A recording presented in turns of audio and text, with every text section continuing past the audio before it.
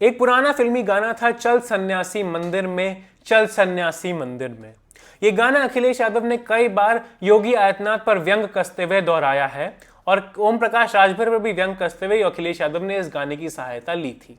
लेकिन आज ऐसा लग रहा है कि इस गाने की धुन दिल्ली जा पहुंची है और अमित शाह भी अब रोज यही गाना गुनगुना रहे हैं कि चल सन्यासी मंदिर में, चल सन्यासी मंदिर में।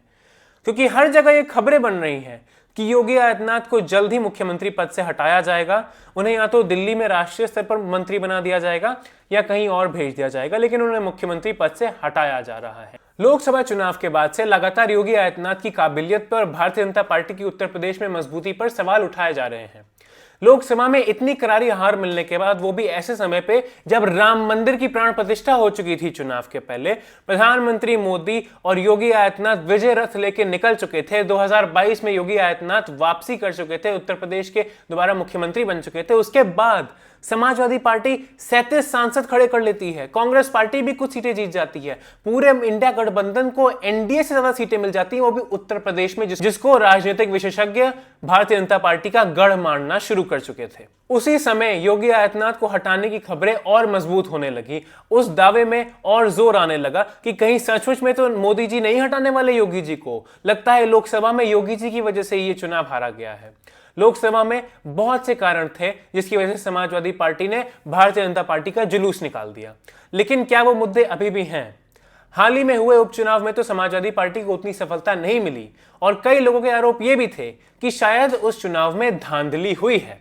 उपचुनाव पूरी तरीके से निष्पक्ष तौर पर नहीं कराया गया है और आमतौर पर जो भी राजनीति में थोड़ी समझ रखता है वो ये मानेगा कि उपचुनाव के नतीजे आमतौर पर सरकार अपने पक्ष में लाने के लिए प्रभाव जरूर डालती है और यह हमेशा से होता रहा है। ये तो लोकसभा और उपचुनाव की बात थी। हर चुनाव के मुद्दे अलग होते हैं, किसी एक चुनाव से किसी दूसरे चुनाव पर प्रभाव पड़े ये बहुत जरूरी नहीं है भारतीय राजनीति में। लोकसभा चुनाव को हुए अब 1 साल होने वाला है बहुत ही जल्द, उपचुनाव को हुए भी काफी समय होने वाला है।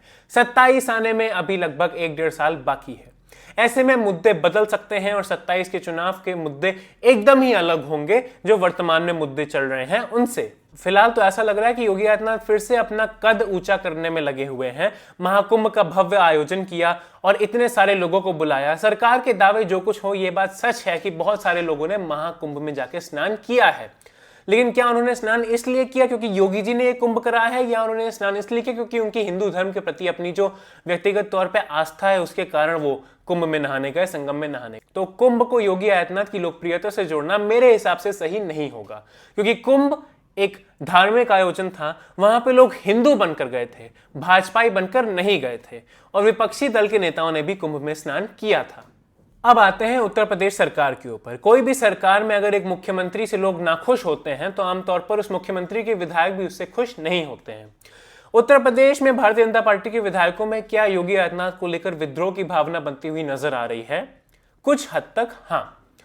आशीष पटेल जो योगी सरकार में मंत्री हैं, उन्होंने खुलेआम यूपी एसटीएफ को चुनौती देते हुए बोला था कुछ समय पहले कि तुम मेरी जान लेना चाहते हो और मैं पिछड़ों की लड़ाई लड़ रहा हूं इसलिए तुम मेरी जान लेना चाहते हो, यह दर्शाने के लिए कि उत्तर प्रदेश सरकार पिछड़ों के हक के खिलाफ है। पिछड़ों के अधिकार देने में योगी सरकार पिछड़ों को अधिकार देने में झिझक रही है।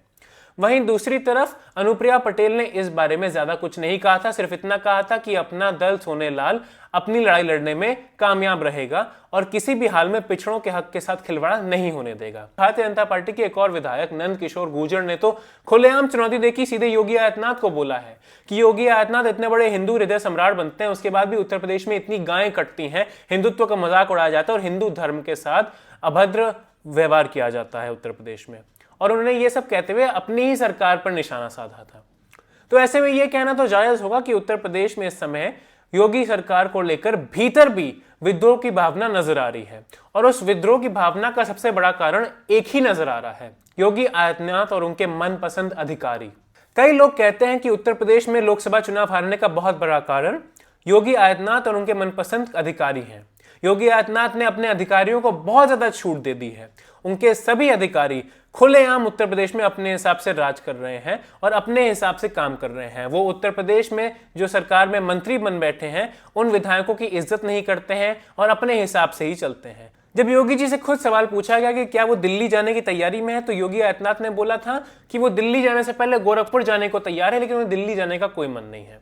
ऐसे बयान देने से ये बात साफ हो जाती कि योगी आदित्यनाथ को खुद भी इस बात की चिंता है कि कहीं उन्हें दिल्ली तो नहीं भेजा जा रहा है। सरकार की कमजोरी को नजरअंदाज करते हुए कुछ अन्य पहलुओं पर एक बार नजर डालते हैं कि योगी आदित्यनाथ को क्यों हटाया जा सकता है उत्तर प्रदेश की सियासत से।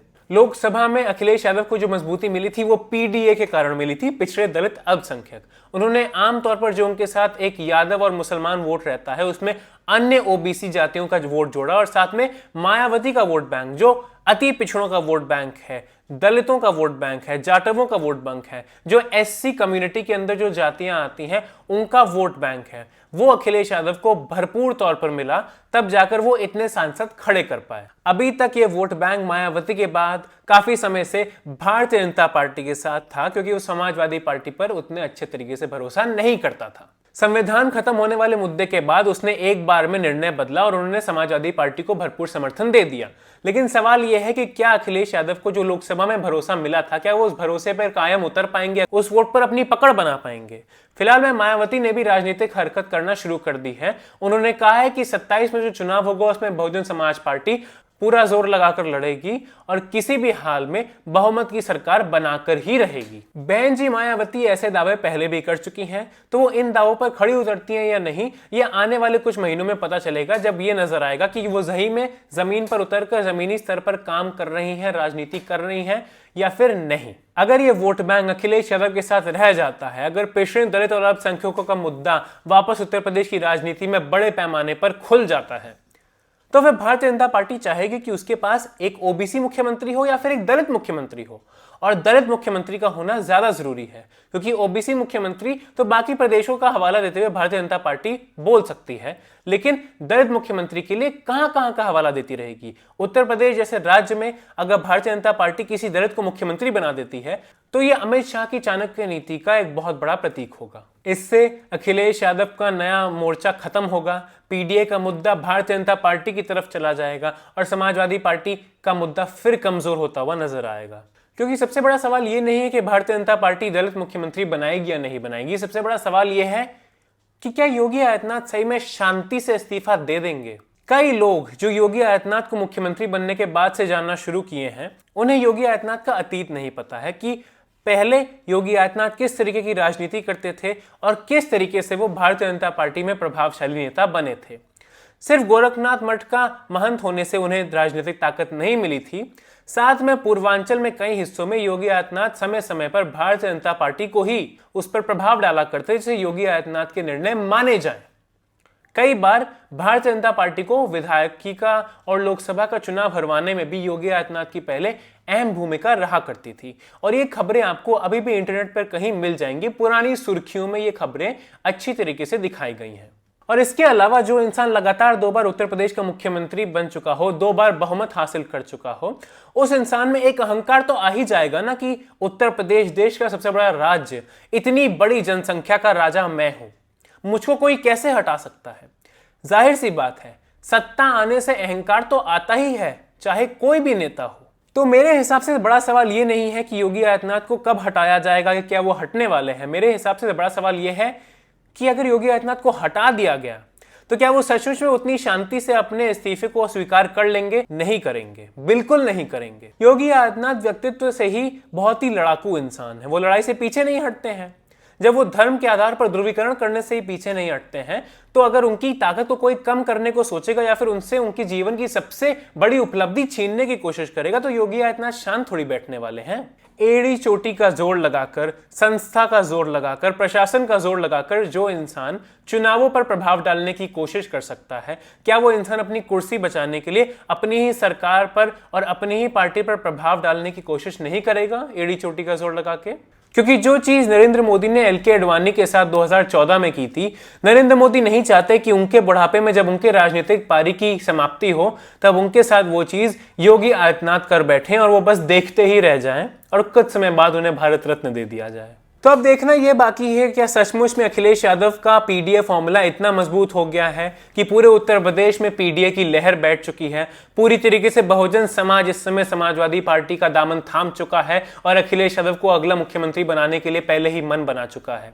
क्योंकि अगर योगी आदित्यनाथ को हटाने का सबसे बड़ा रीजन ये है कि योगी आदित्यनाथ पिछड़े समाज से नहीं आते हैं, ठाकुर हैं, राजपूत हैं, ठाकुरवाद में भरोसा करते हैं और उनकी कदकाठी ज्यादा लंबी हो रही है, वो आगे जाके मोदी जी को ही टक्कर ना दे दें, तो इससे ये भी समझ में आता है कि कहीं ना कहीं अखिलेश यादव बहुत मजबूत हो रहे हैं। कहीं ना कहीं धीमे धीमे समाजवादी पार्टी की पकड़ उत्तर प्रदेश में वापस बनती हुई नजर आ रही है। तो इसमें अखिलेश के लिए अच्छी खबर तो जरूर है, लेकिन अगर सचमुच में योगी आदित्यनाथ को हटा दिया जाता है तो बुरी खबर ज्यादा है, क्योंकि भारतीय जनता पार्टी के पास सत्ता भी है और एक बार वो पिछड़े समाज से किसी को मुख्यमंत्री बना देते हैं तो फिर अगला चुनाव भारतीय जनता पार्टी के लिए काफी आसान हो जाएगा।